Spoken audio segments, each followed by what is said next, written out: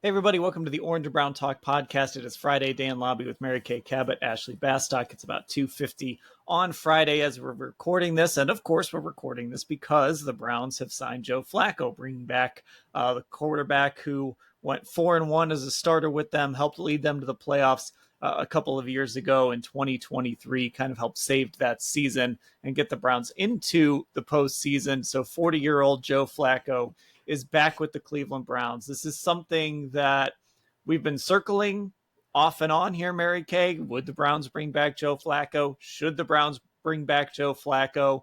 And here we are. They made the decision here on April 11th, about a little over a week before the start of their offseason program, 2 weeks before the draft. Flacco is back. So whatever this quarterback room is going to look like, Joe Flacco is going to be a part of it. Again, something we've been circling, so it's not a shock that they're bringing him back. But I guess your thoughts today when it happened. That's right. Flacco is backo, and the fans can go wacko. Oh, God. Delete that, Dan. No. So, Oh yeah. no, it's staying in. Flacco is back. Here we go again.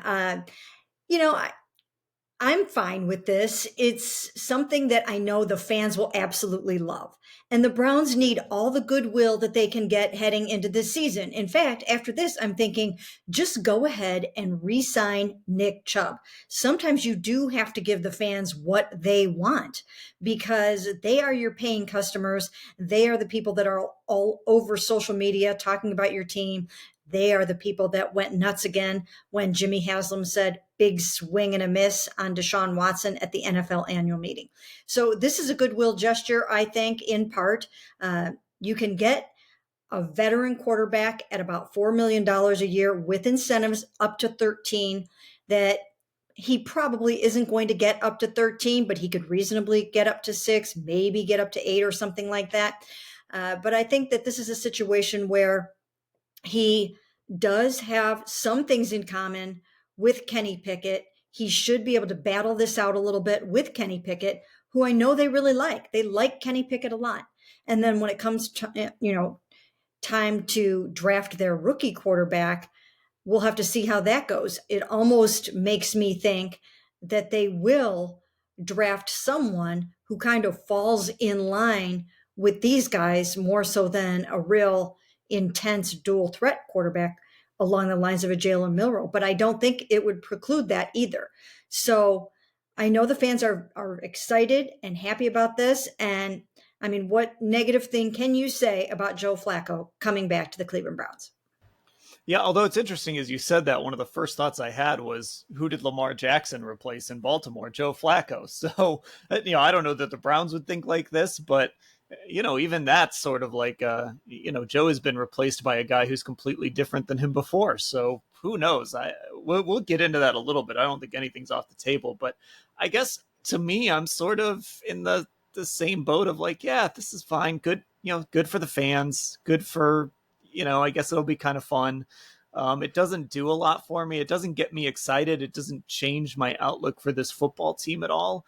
But I'm just kind of like, okay, yeah, you brought in a $4 million quarterback. I mean, if this were any other veteran quarterback for $4 million, it wouldn't have had nearly the ripple effect that it did. But because of what Joe did a couple of years ago, it's obviously one of the biggest stories for the Browns now this offseason, signing a $4 million 40-year-old guy.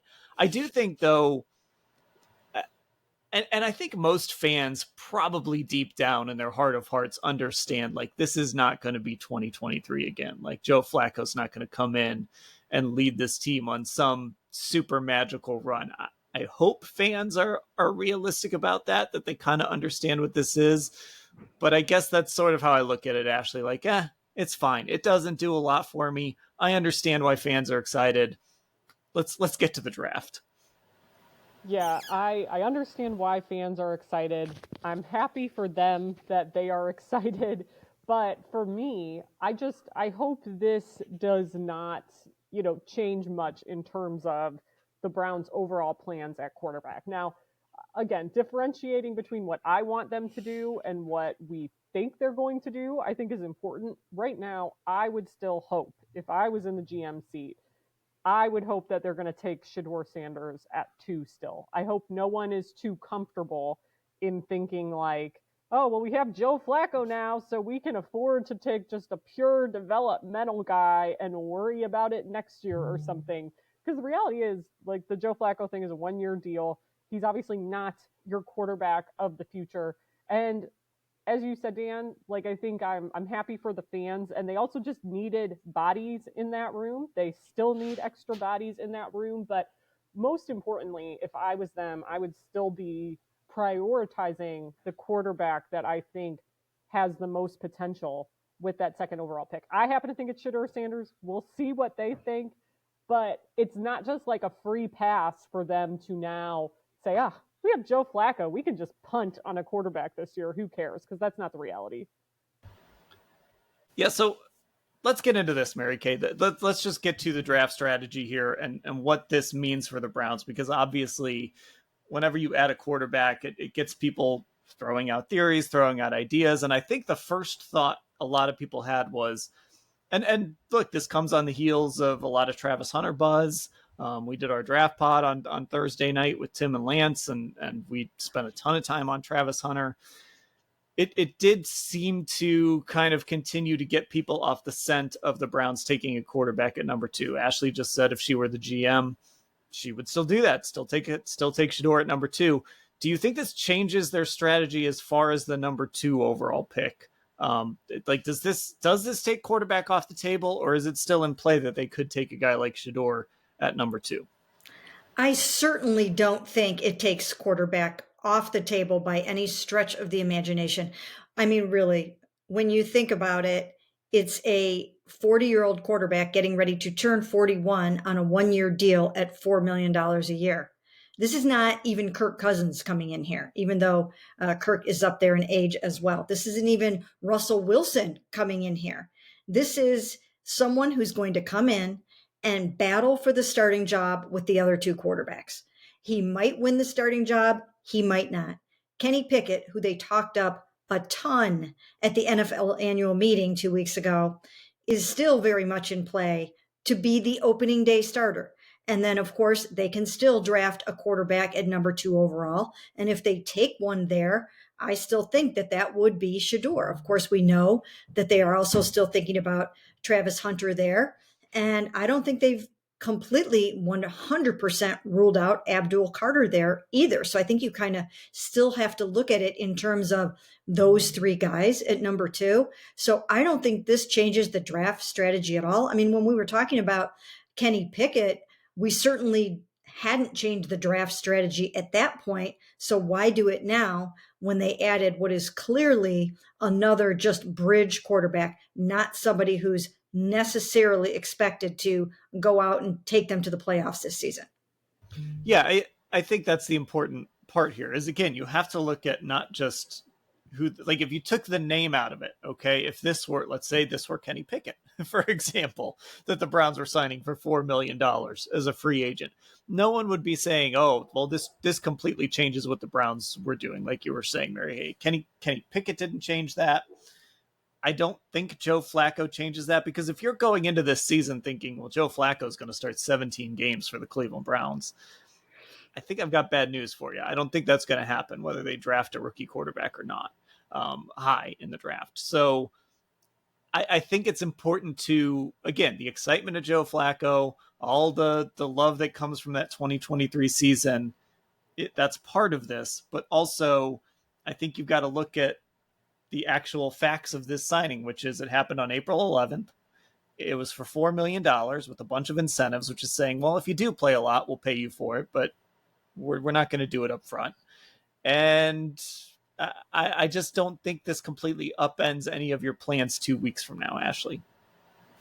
I mean, I hope not. It would be stupid, I think, if that was the case. Like, it would just be totally nonsensical at that point to be fully relying on Joe Flacco and Kenny Pickett to save the day in some capacity and mean you don't have to find somebody that could potentially start games for you in this draft. So, yeah, I think I would hope this isn't changing any plans. Like, I can't say that enough. I'm sure you guys have too.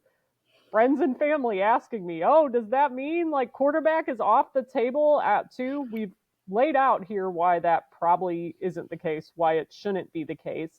But I do just think it shows like how desperate this fan base is for, something good in terms of goodwill to happen. And especially, I mean, they've been through a lot with this Deshaun Watson saga. I think, as we said at the beginning of this, like Jimmy Haslam's swing and a miss comments were maybe the first step of that. I think a lot of people appreciated them acknowledging that about Deshaun Watson, but now they get the guy back who, did the most good for them over the last couple of years at the position. So understandable why they're happy. I would just say, not to rain on anyone's parade, but you can still be wacko for Flacco, but maybe be a little less wacko. Tone the wackiness down just moderately. You're at like a 9. I need everyone to take it to like a 6, 6.5, 7. Let me just jump in here real quick for 1 second and just say that even though I don't think it really changes their draft strategy, I do think that in the event that they decide to go with Travis Hunter at number 2, that it does give them a little bit of cushion, a little bit of leeway to take a developmental quarterback a little bit later, trading back into the first round, taking one at 33, wherever you feel like you can get your guy. And we've seen them just bring in 3 more guys this week in terms of Jackson Dart, Jalen Milroe, and Tyler Shuck. So I do think that it gives them just a little bit of cushion in the event that they draft one of those guys, because although I do think that Shedeur would be ready to step in and start pretty soon, I think one of those other guys would need a little bit more time. And this way you've got either Kenny Pickett or Joe Flacco to come in and start some games for you. Yeah, I think more than it changing their strategy, I think maybe you could, if somebody wanted to make this argument, that they could argue that maybe it tips their hands a little as to what their draft strategy is going to be. Maybe, so I don't think this is like, oh, they signed Joe Flacco, now they're not taking a guy at number 2. Maybe it's they signed Joe Flacco, and maybe they were never going to take a guy at number 2. Now, I'm not quite ready to go that far. I guess I'll believe it when I see it. But I think that's more what it is. So obviously there's a lot of this sentiment out there today, and that is this idea of why didn't the Browns, like, this is a year too late. Why didn't the Browns do this last year? And I think we all sort of know the answer to that. We know what it would have been like in that stadium when Deshaun Watson struggled with Joe Flacco on the sideline. I think that had to play a role in their decision making. They were trying to figure this Deshaun Watson thing out and salvage it and try and save that $230 million investment. And so I think that was part of it. I would also argue, though, and I think they probably should have re-signed Joe Flacco last year, but I would make the argument that if you're sitting here wondering what it would have looked like with Joe Flacco last year, I think we kind of saw what it would have looked like with Joe Flacco last year when Jameis Winston came in, because Jameis Winston is in a lot of ways the same quarterback as Joe Flacco. He's going to throw for a ton of yards. He's going to throw a ton of touchdowns. He's going to throw a ton of picks. He might win you some games. He might lose you some games. Like, that's kind of like, they might not be completely apples to apples, but like, they're pretty similar quarterbacks. And I think, Jameis, let's be honest, Jameis played tougher teams than Joe Flacco played when he was the starter.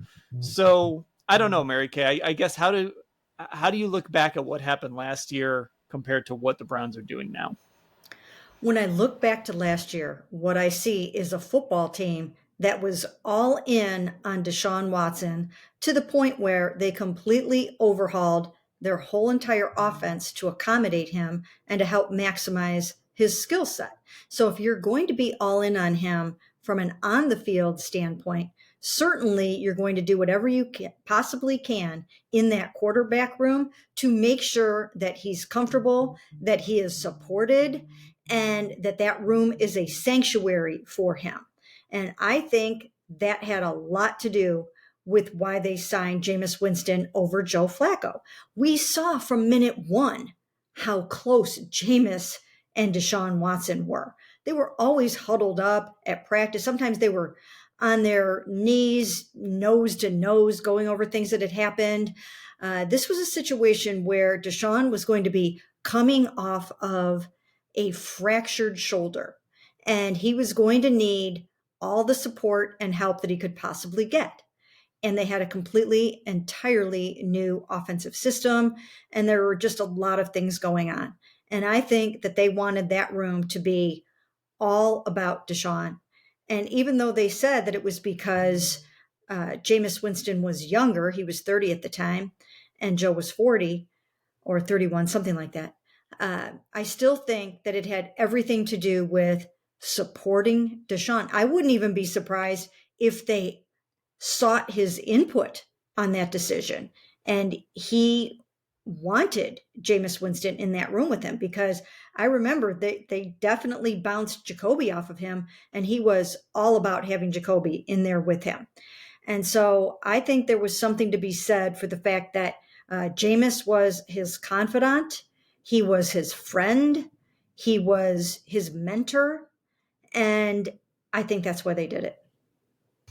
Yeah, I mean, that, I don't know. I'm obviously, when we write the ultimate, Deshaun Watson era is over. There's a lot to get into, but I guess coming out of last season, again, I think if you're just talking, hey, all we care about is football and we don't care about anything else, re-signing Joe Flacco would have been the right move. But I also think last offseason, remember, we were coming off that great playoff run, and the last memory we had of Deshaun Watson was the Baltimore game. So, I think there was still in the fan base dislike over Deshaun Watson. That's part of why Joe was so popular. But I think there was some level of optimism too with Deshaun Watson. So I don't know. I think they made a mistake in doing it, but I don't think it would have changed anything last year, because I think we saw what it would have looked like anyway. And I don't think this team was going back to the playoffs last year. I think there were too many flaws, just too many things they didn't account for. And I don't know. Again, Ashley, it feels like this is happening a year too late. I get it. But I would just go back to what I said earlier. I would caution against people making big plans to go to San Francisco, or I guess it's actually Santa Clara, next February.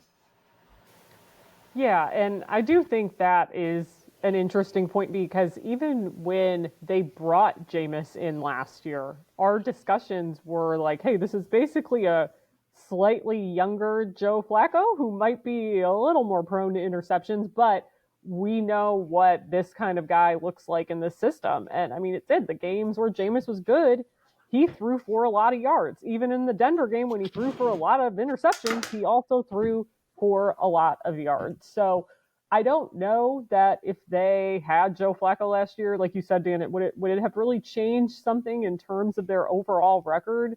I mean, maybe one or two games potentially, but you don't know that for sure, number one. Number two, I don't think it makes enough of a change to suddenly make that a playoff team, considering all the other issues that were going on last year. So yeah, I would caution again the wacko-ness. Keep it down just a little bit. But it's not a terrible move by any means. Like I said, at the very least, it gives you some goodwill. And right now, this team, I think, needs it however they can get it. Yeah, it's been a tough stretch here for the Cleveland Browns, for the Haslams. Now they have the quarterback at Tennessee, at the University of Tennessee, is holding out. He's holding in. I don't know what you want to call it, but he's holding out for NIL money. It's been a tough go of things for the Browns and for the Haslams with the stadium stuff. Obviously kind of taking on the blame for the Deshaun Watson thing at the owners' meetings. Even if, Mary Kay, there is a little bit of a kind of a wink and a nod to Browns fans, like you were saying earlier, that, hey, go ahead, bring back Nick Chubb, bring back Amari Cooper. Let's just put together a 2023 cover band here for this season. It'll make for a fun training camp, at least.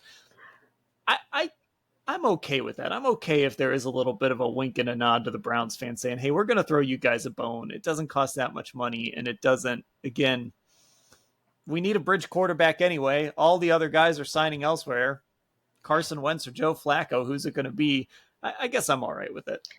Yeah, I think it had gotten to the point, and I had written this numerous times, that the Kirk Cousins situation was going to be unlikely. And I laid all of those things out in a column a couple of weeks ago where I called it the tricky trifecta, and how you were going to have to satisfy three big entities in all of this, and that was not going to be an easy thing to do, meaning the Falcons, the Browns, and Kirk. It was going to have to work out for everyone financially, from a draft pick standpoint, from a role standpoint.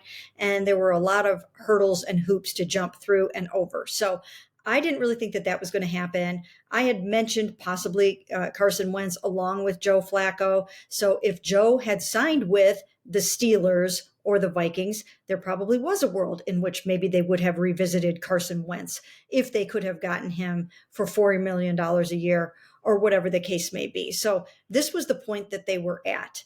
But I do think that it should be noted, I think we should just review the end of 2023 a little bit, because I think it's really easy to romanticize the end of that season a tiny bit.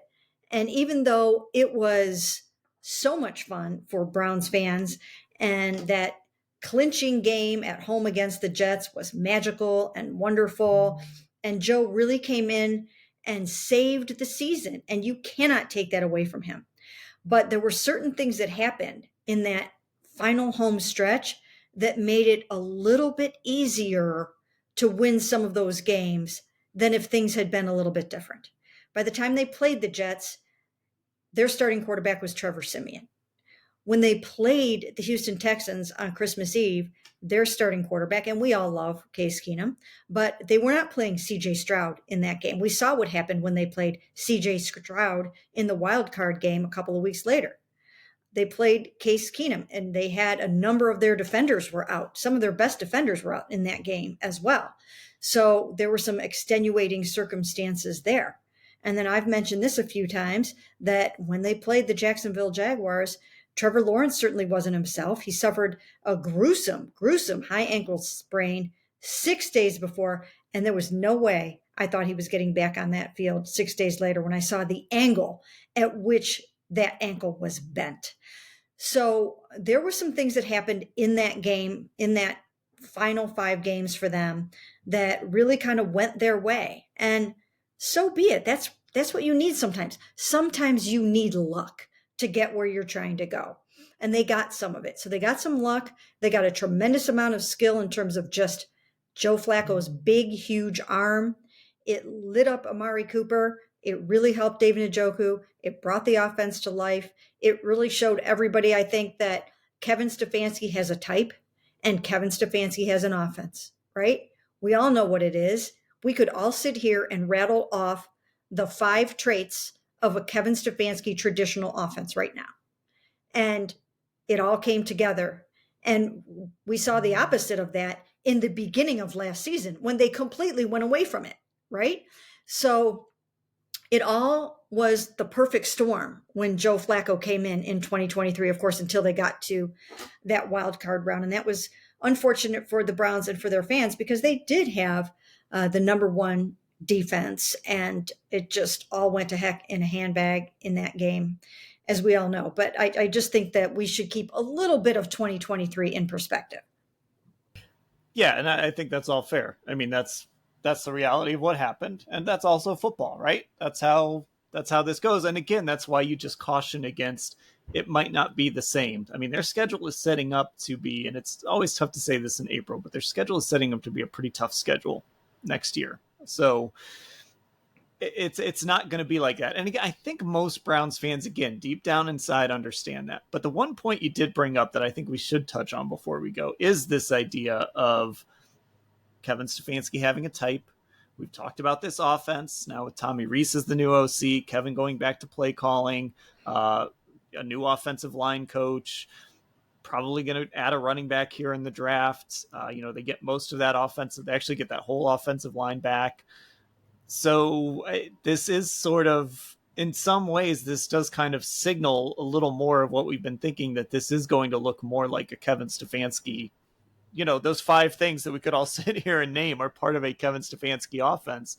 That the pendulum actually has sort of swung back to what it was, when he was coaching Baker, when he was coaching Joe Flacco, that this isn't going to be the, super spread out Ken Dorsey style offense anymore.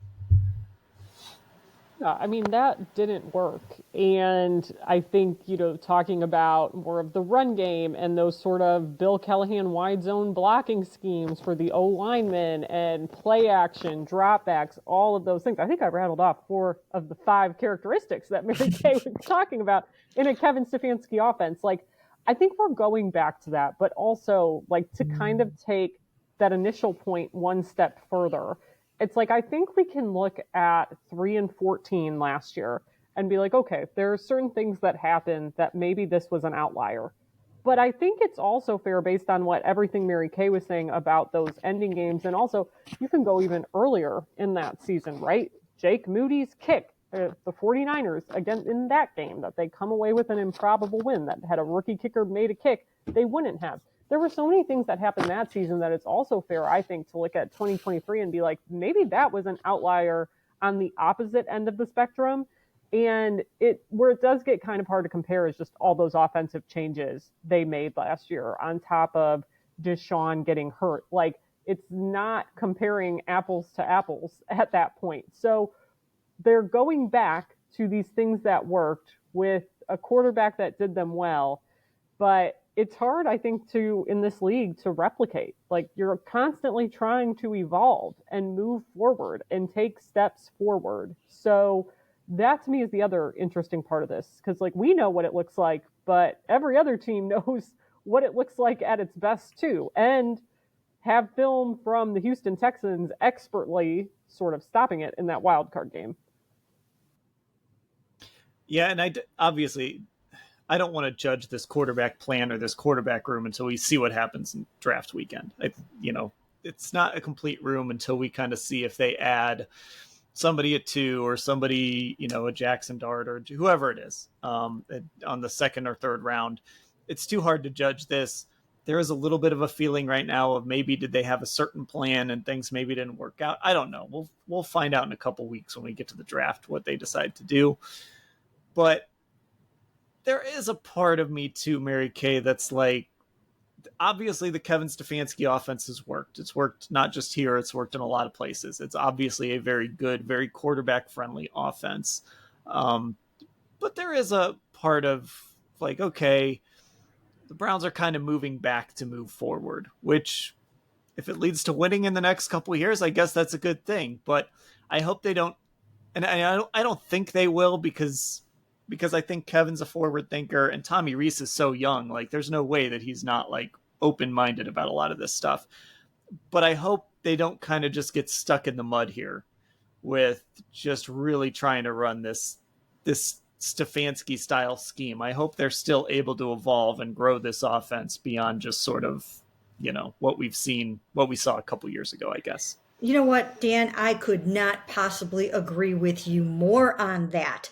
You've got to move forward and spin it forward in the NFL. What are we seeing all over the league? We're seeing dual threat and the spread and all those things that didn't go well for them last year. I don't think that they can't do that. I don't feel like that at all. I know they can do that. They've all been a part of offenses like that. They've all worked with quarterbacks like that. So I certainly don't think that this is a staff or a regime that isn't about that, because I think that's where they were going. That's what they were evolving to. That's what they were filling up their quarterback room with. So I don't think that the long range plan is to go backwards to an offense that worked for everyone 5 years ago and 6 years ago and 7 years ago. I just don't think that's it. They have to be able to move forward and spin it forward and do all of the things that are being successful in the league right now. Why do you think that you're seeing the Jalen Hurts and the Patrick Mahomes in the Super Bowl and Josh Allen and players like this that can do so many multiple things? So I don't think that they need to be going backwards. I don't want them to, for the sake of the fans, for the sake of themselves. They have to be able to spin it forward. And I don't know what the end game is here. I really don't. I don't know. I mean, when you talk about Shador, you are really not talking about a dual threat quarterback. You're talking about someone that would actually align a little bit better with the Joe Flacco type of an offense, even though he's nowhere near as big and doesn't have as big of an arm, he still is more of a drop back passer.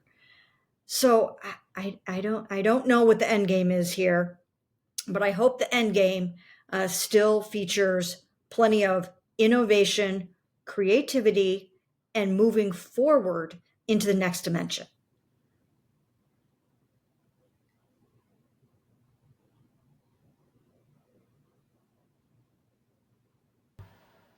Okay. I don't know if people were coming here for a Joe Flacco parade or not. We didn't exactly give them that. Look, none of us, we all enjoyed that month covering Joe. That was great to be a part of. We had fun doing it too. But, I think we also kind of, we're trying to be realistic about all of this too. But Joe Flacco is back as a Cleveland Brown. My internet is hanging on by a thread here. So we're going to wrap up our Joe Flacco emergency pod with that. Follow us on Instagram, Orange and Brown Talk, on Twitter, Orange Brown Talk, YouTube, Cleveland Browns, on cleveland.com. We've been going live a little bit. And of course, we're putting out we're doing social videos, doing all sorts of fun stuff. So make sure you're following us on our Twitter, Orange Brown Talk, on our Instagram, Orange and Brown Talk, if you aren't already. And if you're not a Football Insider subscriber, cleveland.com/Browns, the blue banner at the top of the page. For Mary Kay and Ashley, I'm Dan. Thanks for listening, everybody.